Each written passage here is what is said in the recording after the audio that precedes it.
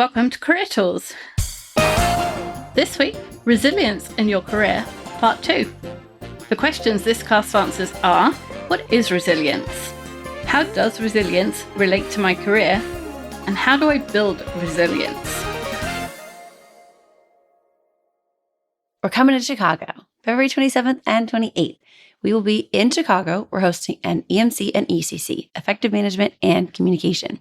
If you're in the area or just in the Midwest, it's an opportunity to learn the next steps to being a more effective professional, better management, better communication, and you get to meet other like-minded professionals. We love coming to Chicago, and we'd really like to see you there too. Sign up at manager-tools.com/training. Our next point is to stay fit. I find this one is very on point with the timing because we just started the new year. Yes. So everyone's that's right. beginning of the goal is stay fit. So we're going to help you find even more reasons than just your New Year's resolution of why staying fit is important, or getting fit, should I say, if you happen to be out of that routine. Your resilience is downgraded if your body is not at its best. Right when you're feeling off, it impacts not just your mind, but your body, and your body affects your mind. The Latin motto, mens sana in corpore sano, I hope I said that right, means a healthy mind and a healthy body. And that suggests that physical exercise improves the body's condition and the brain's performance. The better you can think, the more likely you can stay calm, focus, think of solutions, persist, and adapt in the face of adversity. So regular physical activity has been shown to reduce stress, anxiety, and symptoms of depression, all of which can impede your resilience. And this discipline and dedication required to stick to a fitness regime can spill over into other areas of life, fostering a sense of self-efficiency and control, which are critical components of resilience. So if you're not fit now, getting in shape will increase your mental resilience before your body gets there. The very fact that you have a piece of paper or a calendar on your wall that shows the X's of the days you went for a walk improves your brain and says to your brain, I'm a person who does things they say they're going to do. And that improves your resilience, even if all you did was walk to the end of the street. It's amazing. Yeah. You know, getting through a tough workout, even if a tough workout is only walking to the street, literally teaches your mind that you can get through tough times, even when that tough time is a layoff, which is way more consequential than a 60-minute workout. It's the weirdest thing. Well, I guess it's not that weird. It's odd to me that your brain relates those two things. Like that a workout where it's perfectly safe and you're in a room and there's people around you and all that stuff, and a layoff, which is a completely different situation, that it would equate those two things and say, I've got through workouts, I can get through a layoff. But apparently they are the same. And I think it's the same mindset, right? If no matter what the tough time is or the difficulty, your brain is saying, this is terrible, but I'm going to keep going. Whether it's that workout or, you get laid off, your brain is saying the same thing to you. And if you can get through one, your brain's like, oh yeah, no, we can do this. It's not great, that 60-minute exercise, but at the end, you're like, yes. I equate that to when I ran a marathon. The whole time I'm like, I'm never going to do this again. And then I hit them. I was like, I've never felt as good in my life as when I crossed that finish line. And it took me about 6 months. And I was like, no, I'll do that again. Right? Yeah. So I think it's the same thing. The better you feel, the better you can deal with whatever is thrown at you. And we all know that tempers are shorter when sleep is in short supply. Whatever the reason is, whether you've got, children who've been up all night or you've been partying too late, it doesn't matter. The shorter the sleep you had the night before, the shorter your temper the day after. That's just life, right? And anecdotally, rage quitting and firing goes up when the hours of sleep go down. This is Wendy's theory about rage quitting. The people who rage quit didn't have enough sleep the night before. Yeah. When I rage quit my exercises, it's because I didn't sleep well.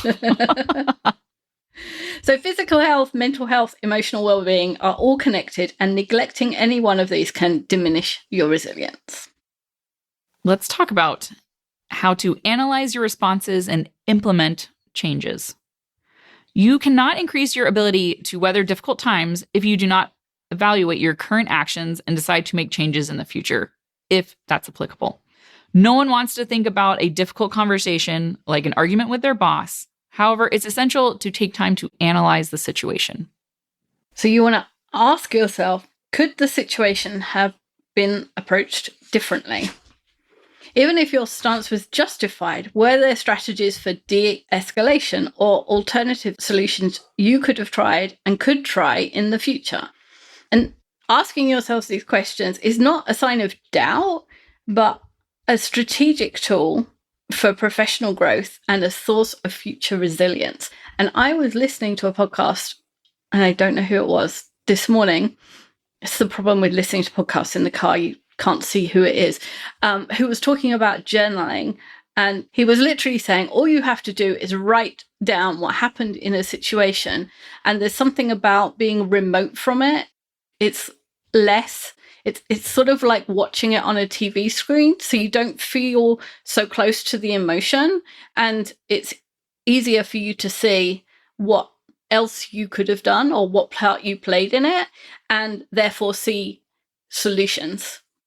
So one of the things you could do is just write down what happened. And apparently, magically, you might see how you could handle that situation in the future.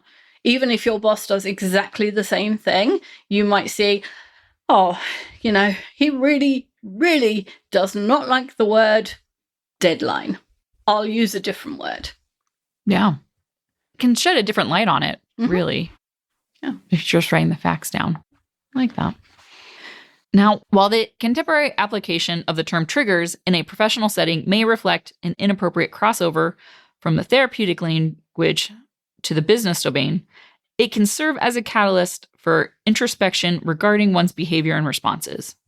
So whenever you experience a reaction that feels like a trigger, it is worthwhile to critically assess whether the event genuinely warranted such a response or if it's an overreaction that's disproportionate to the situation at hand, and whether you could act differently in the future. Right? And maybe writing it down can help you see how you reacted. Was it okay? Was it an overreaction? And it's really hard to do that in the moment. So you have to remove yourself to really think about it. And it helps with self-awareness too. It helps you know how you reacted, how others reacted, and kind of takes the emotion out of it, I would say. And that's what goes back to having friends who were not involved, who are maybe outside the company, and just being able to tell them what happened and them being uninvested in the situation. You get a different perspective. And sometimes that perspective is, mate, it was all you. Yeah. I have a lot of friends that have no problem telling me that it's me. So I was trying to explain the next thought in the show notes, and it's really difficult to explain, but there's an element of, we go through our working lives and we look at day to day, and we get to the end of the day and you think, what did I do all day? And you're doing the little things, the things that are right in front of you every day. But you don't think of the longer term things. It's kind of like not putting money away for retirement, because it's like years and years away and you never think about it. And then you hit 60 and you discover, I've got no savings. You have to think about all of those decisions you're making every day that don't matter terribly much. It doesn't matter that I didn't save for retirement today. And it doesn't matter that I didn't save for retirement tomorrow. But when I get to 60, all of those little decisions, today, tomorrow, the next day, they're going to matter. And so there's little decisions that we make at work today, tomorrow, the next day, that roll up to something at the end of the quarter or the end of the year or the end of our careers.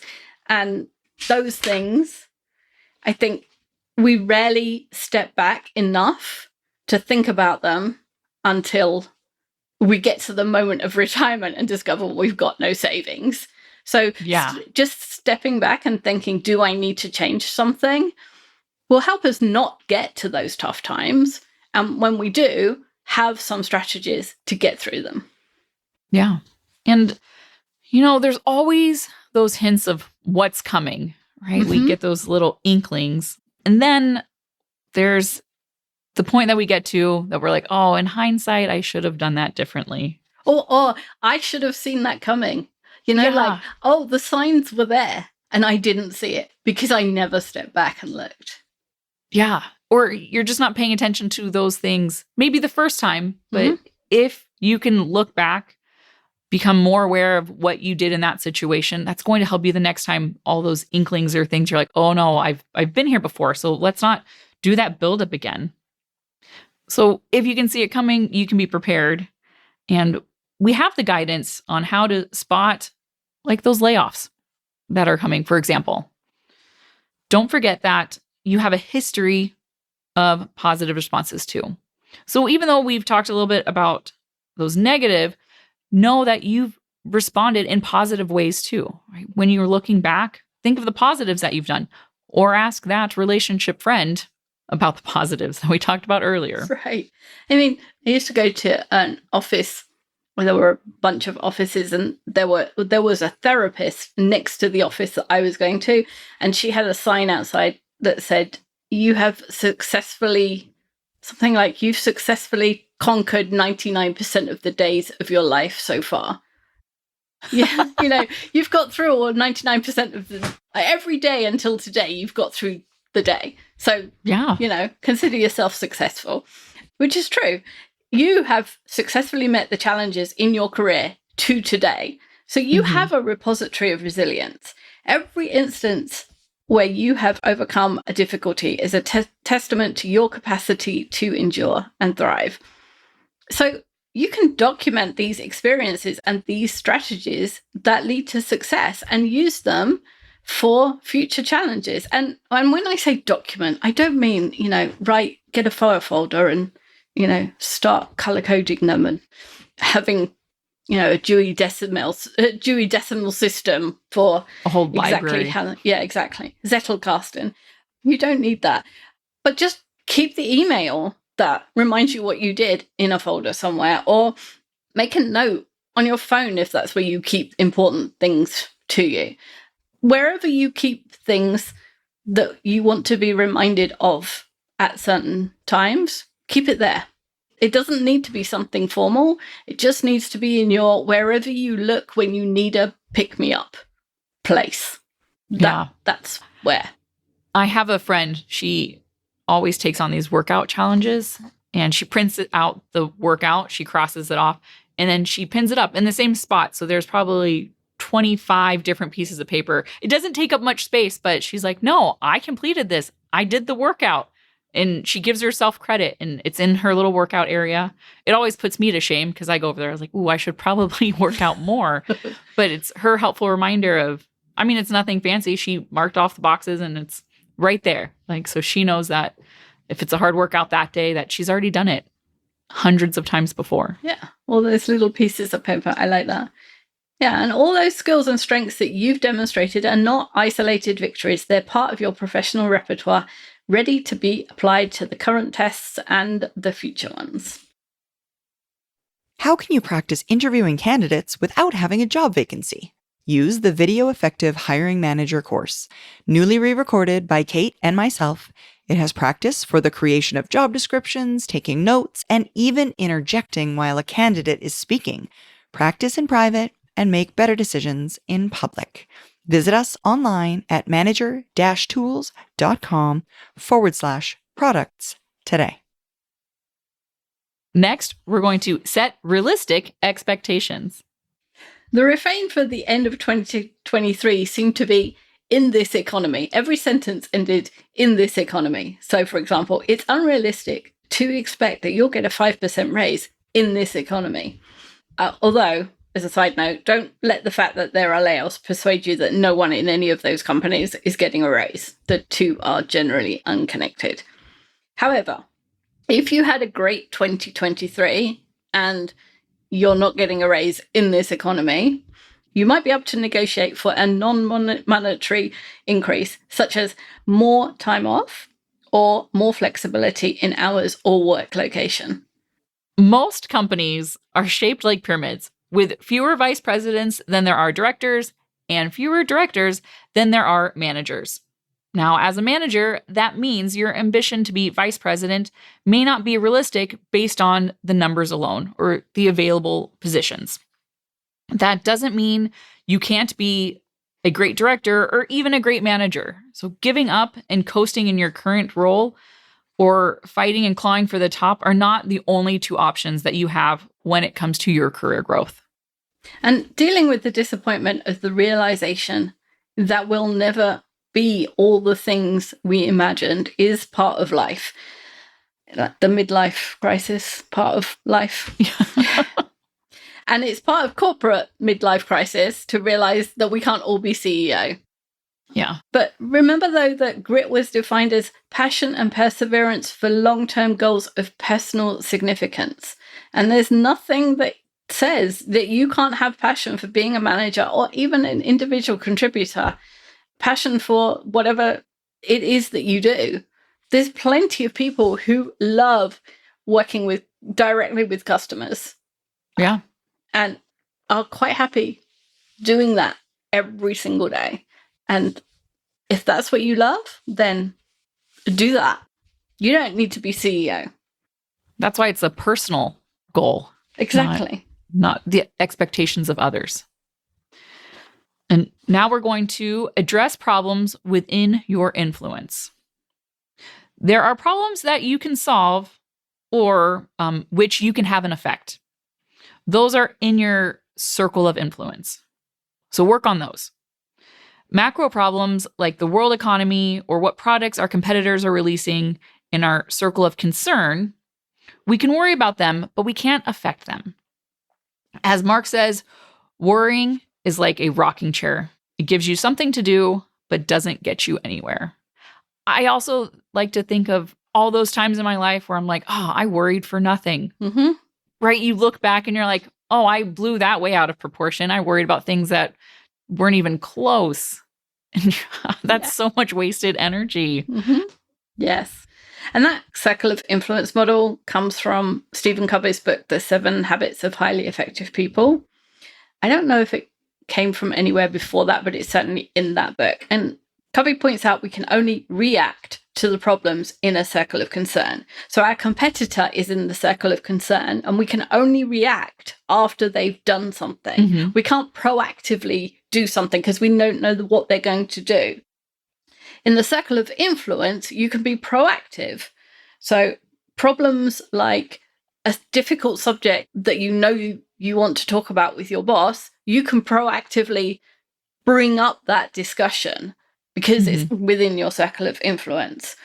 There's no need to wait for that conversation. So you can have you can control what's within your circle of influence. You can have an effect on it. Whereas the circle of concern, all you can do is react to what's happening. Yeah. And this way of looking at the world is also called having an internal locus of control. Those with an internal locus of control believe that outcomes of our actions are contingent on what we do. If we take action, outcomes change. So instead of being passive victims of circumstances, resilient individuals take an active approach to problem solving. They seek solutions and make decisions that help them move forward. They are not likely to have fewer problems or to be more successful in solving them, but they are more likely to get through difficult times and gain equilibrium more quickly merely because they take action they believe will change the situation. That sense of control, right? Yeah, exactly. So from childhood, some of us naturally exhibit resilience and other people find it more challenging. It is something that some people seem to be born with and some people don't have as much of. But that doesn't mean that you can't become more resilient. Much like an athlete who gains steadiness with every practice session on the balance beam, we can develop skills to better withstand the shocks of professional life. And with practice, we can regain our productivity and our effectiveness more quickly after each setback. And it's important to remember that we can't save all our training for the days of competition. You have to train ahead of the competition. If you're an athlete or a football player, you can't can't do all the training on the day of the match. You have to do it beforehand. So you must be continually building your relationships, your physical fitness, your skills in handling difficult situations. All the time you're doing that before the crisis or the difficult time comes, you are building resilience for when that time comes. And fortunately, in some ways, everyday life offers us small challenges to help us strengthen these resilience muscles bit by bit. You know, if there hasn't been a stone in your shoe today, don't worry, there will be tomorrow, and you can build your resilience muscle. And, you know, don't cry over the little challenges. Just think about it as one rep in your resilience training. Yeah. Oh, I love that. Thanks, Amanda. Thanks, Wendy. We'll be back next week with a different topic. Bye, everyone. Bye.